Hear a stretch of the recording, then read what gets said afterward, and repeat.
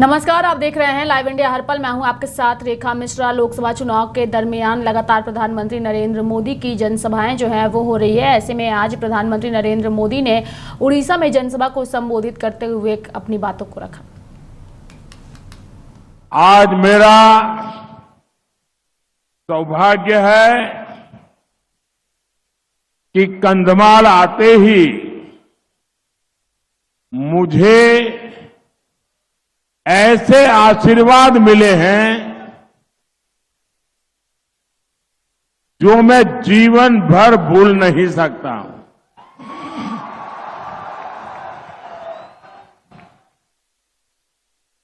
और ये आशीर्वाद पूरे देश में क्या परिवर्तन आ रहा है, कैसा परिवर्तन आ रहा है, उसका एक साक्षात उदाहरण है। एक माताजी ने आकर के मेरा स्वागत सम्मान किया। जब मैंने उनके विषय में जाना तो मैं भाव विभोर हो गया। ये वो माता हैं तुला बेहरा जी, जिनके पास अपना कुछ नहीं है।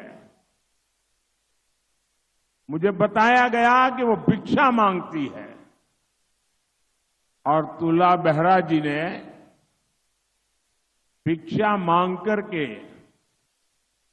1 लाख रुपया इकट्ठा करके भगवान जगन्नाथ जी के चरणों में दिया।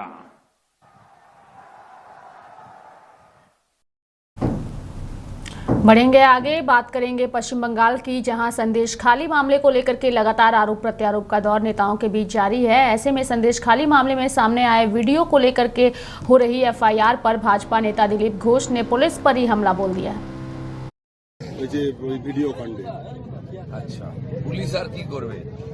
ওই তামেদারি করবে পোষা কুকুরের মতো। এর বিরুদ্ধে এফআইআর, ওর বিরুদ্ধে কেস, এর বেশি কিছু করতে পারে না। আজকে পুলিশের নাকের ডগায় দিনের পর দিন মেয়েদেরকে রাত্রেবেলা পার্টি অফিসে নিয়ে গিয়ে ফুর্তি করা হতো। পুলিশ কেন করেনি? পুলিশ তাদের চামচা বেলচা করতো, শাহজাহানের জুতো বয়ে নিয়ে যেত। দিলীপ ঘোষকে শেখাতে হবে না। আমি গেছি ওখানে, তার বুকে দাঁড়িয়ে বলে এসেছি আজ কত মায়ের দুধ খেয়েছি, আর কেউ ঢুকতে পারেনি। কি চলতো আমরা জানতাম, সেটা এক্সপোজ হয়েছে।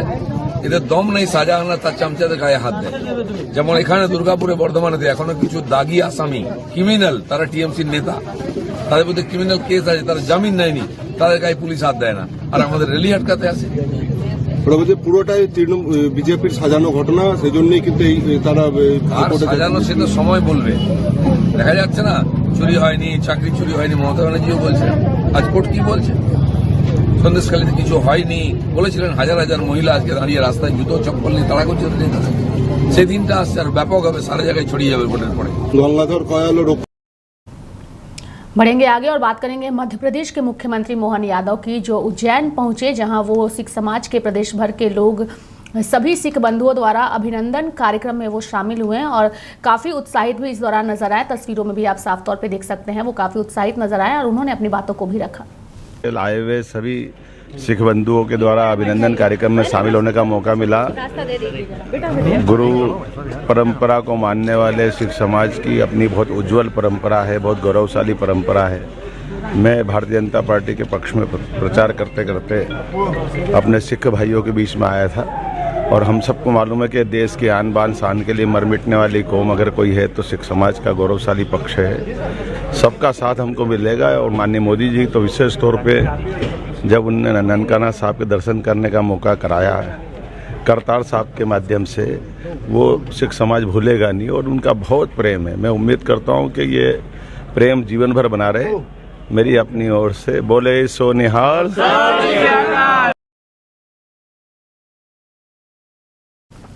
बढ़ेंगे आगे और बात करेंगे बिहार के बेगूसराय की। दरअसल बिहार के बेगूसराय में उत्तरी पूर्वी दिल्ली से कांग्रेस उम्मीदवार कन्हैया कुमार पर केंद्रीय मंत्री गिरिराज सिंह हमला करने का कोई मौका नहीं छोड़ते हैं और एक बार फिर से उन्होंने कन्हैया कुमार पर हमला बोला है और कहा है कि पिछली बार की तरह इस बार भी उनकी हार जो है वो निश्चित है।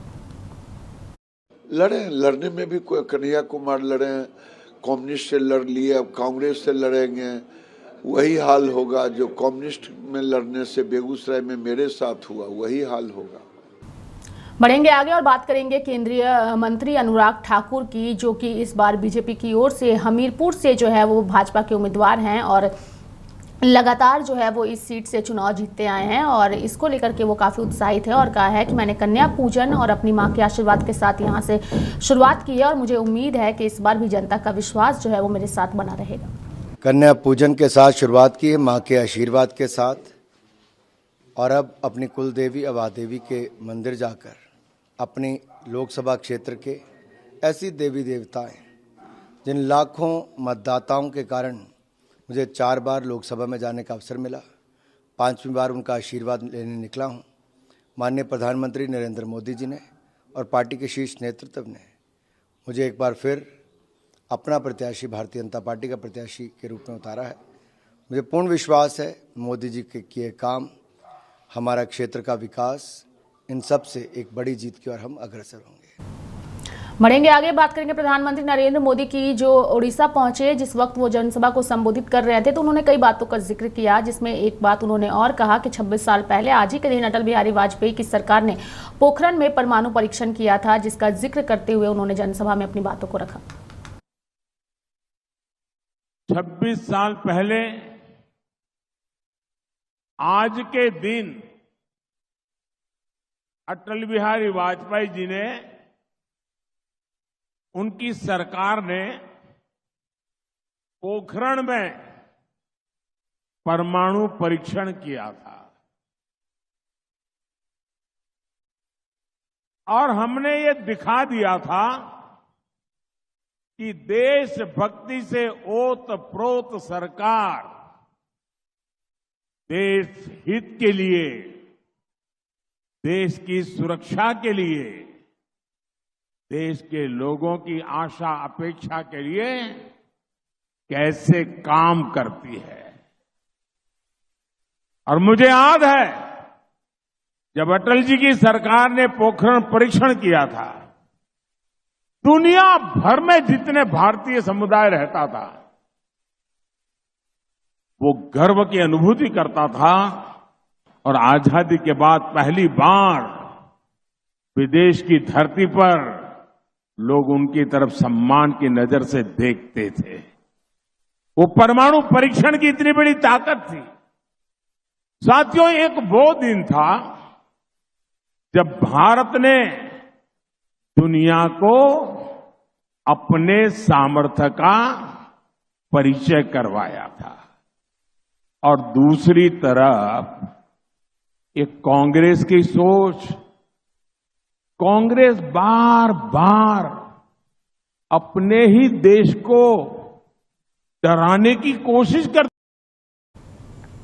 और हरियाणा में राजनीतिक संकट के बीच जो है वो नेताओं की प्रतिक्रिया सामने आ रही है। ऐसे में मुख्यमंत्री नायाब सिंह सैनी ने भी दो टूक कह दिया है कि हमारी सरकार बिल्कुल सुरक्षित है। कांग्रेस कह रही है कि अलपमत में आ चुकी सरकार राष्ट्रपति शासन लागू कर दिया जाए। राज्यपाल से ज्ञापन भी दिया, पूरा विपक्ष मिला है। जेजेपी आप सभी को जो विपक्ष के नेता हैं, माननीय राज्यपाल महोदय ने उनको कहा है कि आप लिखित रूप में उनके साइन करा के दीजिए, और क्योंकि अभी 1 महीना पहले हमने विश्वास मत हासिल किया। ये हर बार इस प्रकार का सगुफा छोड़ करके लोगों को गुमराह करने का काम करते हैं कि सरकार अल्पमत में है, क्योंकि कांग्रेस अब खत्म हो चुकी है। कांग्रेस के ऊपर जन का विश्वास नहीं रहा है, क्योंकि उसकी जो भ्रष्टाचारी नीतियां हैं, जो लोगों को प्रताड़ित करने का काम करते हैं, लोगों ने उनको नकार दिया है। अब वो कभी तो बोलते हैं अगर मोदी जी आ जाएंगे कि तीसरी बार संविधान को खत्म कर देंगे।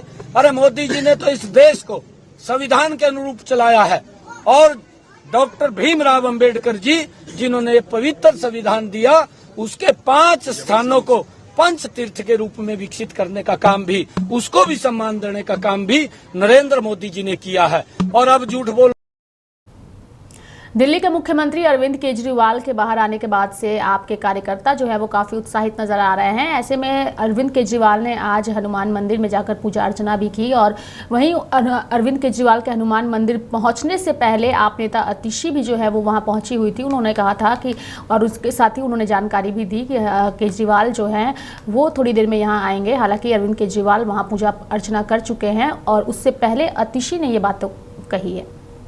देखिए, दिल्ली के मुख्यमंत्री अरविंद केजरीवाल जी और पूरी आम आदमी पार्टी के लोग हनुमान जी के भक्त हैं और तिहाड़ जेल से निकलने के बाद कल सबसे पहले अरविंद केजरीवाल जी ने यही कहा था कि वो हनुमान जी का आशीर्वाद देने के लिए हनुमान मंदिर आएंगे।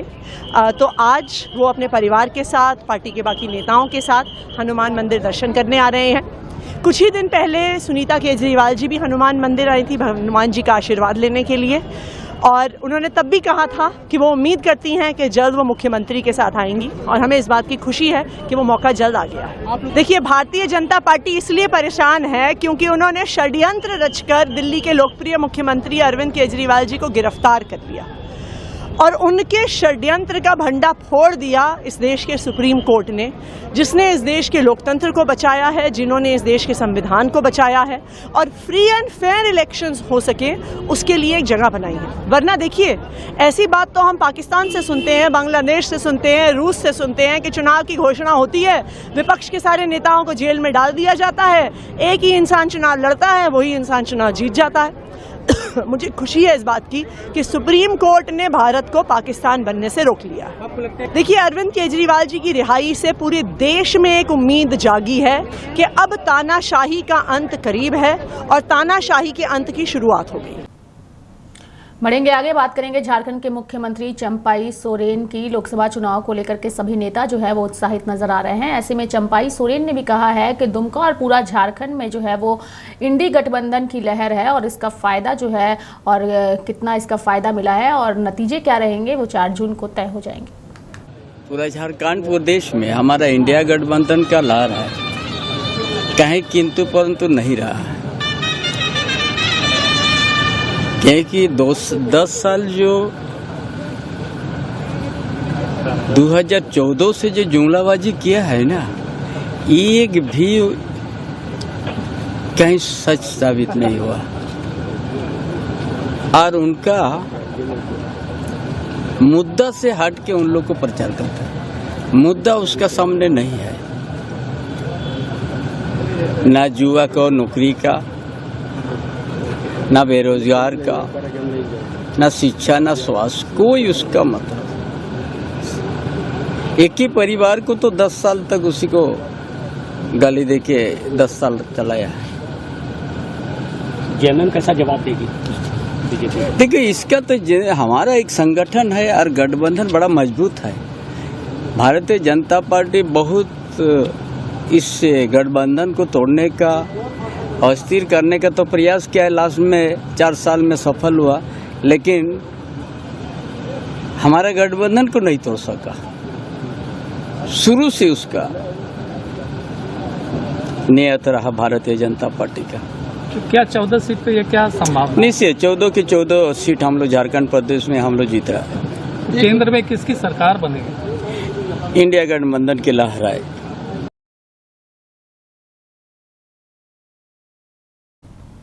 दिल्ली के मुख्यमंत्री अरविंद केजरीवाल की अंतरिम जमानत मिलने पर तमाम नेताओं की प्रतिक्रिया सामने आ रही है। ऐसे में झारखंड के पूर्व मुख्यमंत्री हेमंत सोरेन की पत्नी कल्पना सोरेन ने भी उनकी जमानत और साथ ही कोर्ट के फैसले का स्वागत किया है। ऑनरेबल सुप्रीम कोर्ट जी से जो आदेश आया है अरविंद केजरीवाल जी के लिए, वो उसको हम लोग बहुत स्वागत भी करते हैं, बहुत खुश भी हैं और ये उम्मीद भी है कि हमारे हेमंत सोरेन जी के साथ भी जल्दी से जल्दी ये खुशखबरी आए कि वो हमारे कैंपेनिंग में, झारखंड में कैंपेनिंग में और यहाँ पर में अपना सहयोग प्रदान कर सके। तो हम लोग बस उसी दिन का इंतजार कर रहे हैं। Thank you.